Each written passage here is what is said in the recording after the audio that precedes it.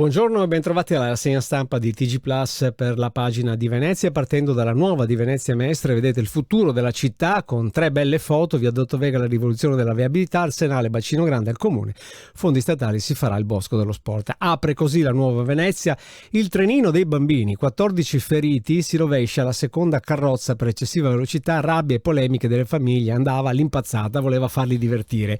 Diceva lui, ha aiutato tutti, ma poveraccio, anche lui ha sbagliato lui.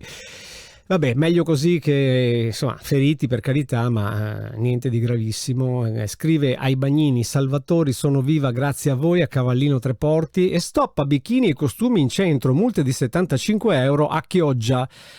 E vedete l'autista del trenino, mi dispiace, doveva essere un momento di gioia. Fu una buca a provocare la morte di Sanginiti, si parla ancora di quell'inchiesta di Milano, e Fenice, 20 anni dalla rinascita, avvio col botto, è partita finalmente la stagione. E su Gazzettino invece, autonomia, 4 saggi lasciano, Calderoli si va avanti, nella maggioranza spunta la suggestione bicamerale. In piazza San Marco è stato coperto il primo selciato di 1,5 metri sotto l'attuale. Attenti a Olimpiadi e sanità, sia il bilancio del Veneto ma allarme della Conta dei Conti su 2 fronti su cui però la regione non ha colpe.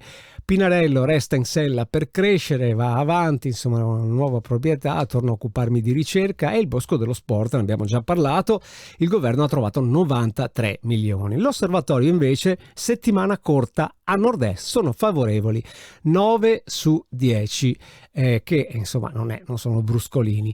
Vedete che anche qui si parla ancora del trenino rovesciato, vedete la foto, curve da paura per divertire i turisti, e poi si ribalta il trenino, finiti, sono 11 qui, di là erano 14, poi capiremo il perché.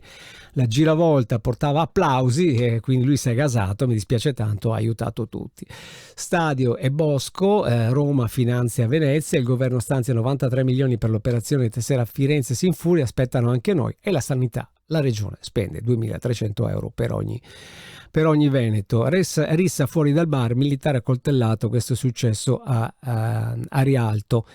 Per la scienza, riprodotto in 3D, tumore alla testa per allenare i chirurghi. Andiamo a vedere anche la pagina di Venezia, andiamo a cercare proprio quella di Venezia, eccolo qua. Vedete che anche noi parliamo del trenino che si rovescia, il vagone di un trenino turistico feriti, poi ci sono dentro le foto se volete andare a vederle.